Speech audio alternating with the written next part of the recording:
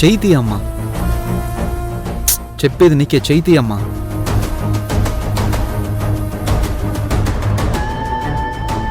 కావేరిని అనుమానిస్తున్నావా?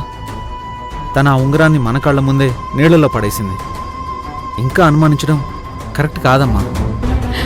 అర్జున్, నేను నీకేమవుతుందో అని భయపడుతున్నాను, అంతేకాని తనను అనుమానించాలని కాదురా. నీకేమైనా జరిగితే నేను భరించలేను. అత్తయ్య, నేను పరిస్థితులను బట్టి మీ దగ్గర కొన్ని విషయాలు దాచానేమో కానీ నా భర్త కంటే ఈ కుటుంబ క్షేమం కంటే నాకేది ముఖ్యం కాదు. అయితే చెప్పు, ఆ ఉంగరం ఏమైంది? నీ దగ్గరే ఉందా?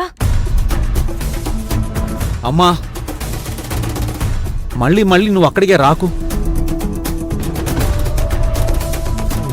కావేరి తప్పు చెయ్యదు. ఒకవేళ తప్పు చేస్తే ధైర్యంగా ఒప్పుకుంటుంది.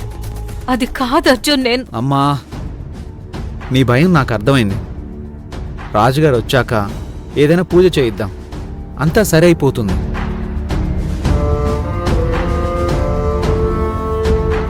కావేరి, తలనొప్పిగా ఉంది, వెళ్ళి కాస్త టీ తీసుకొస్తావా? అలాగే అర్జున్ బాబు.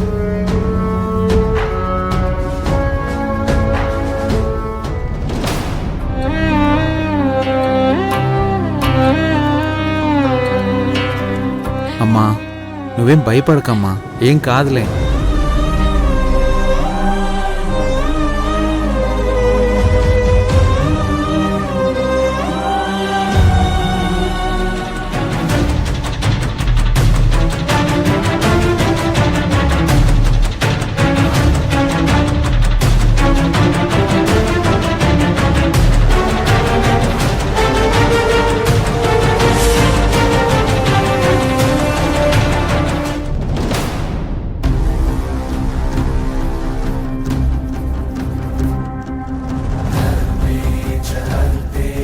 తల్లి, నేను నిన్నే నమ్ముకున్నాను.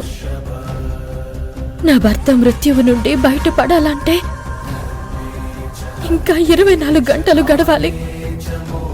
కానీ పరిస్థితులు అలా లేవు. మెల్లమెల్లగా అందరికీ ఆ చిన్ముద్రిక గురించి అనుమానాలు కలుగుతున్నాయి.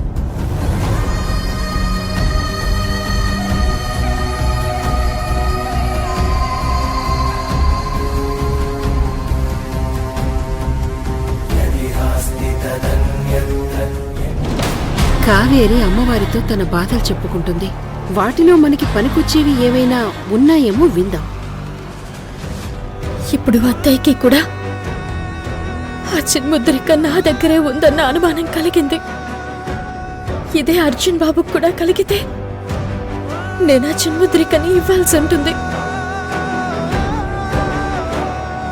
అటువంటి పరిస్థితి రాకుండా చూడు తల్లి.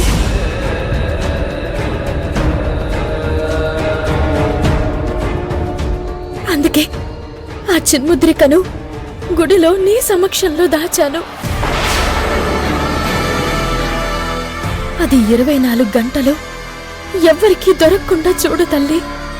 ఓహో, నేననుకున్నట్టుగానే కావేరి ఆ ఉంగరాన్ని గుడిలోనే దాచిందన్నమాట.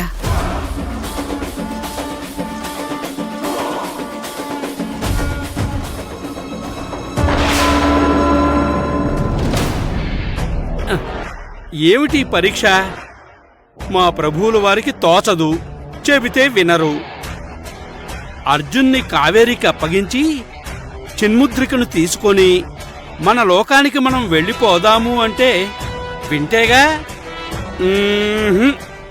ఏంటి పుట్టి బావా, నువ్వొక్కడివే ఉండి మౌన యాక్షన్ చేస్తున్నావు?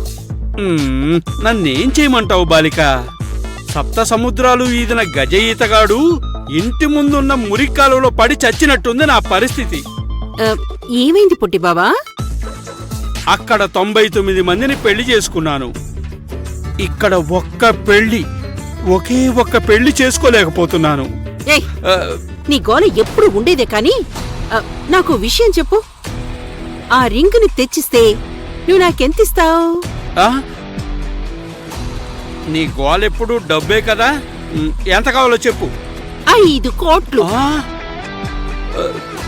సరే బాలిక, ఇస్తాను. నువ్వు చిన్ముద్రికను తీసుకొనిరా. నువ్వు డబ్బు రెడీ చేసుకో. ఆగు బాలిక. ఎప్పుడు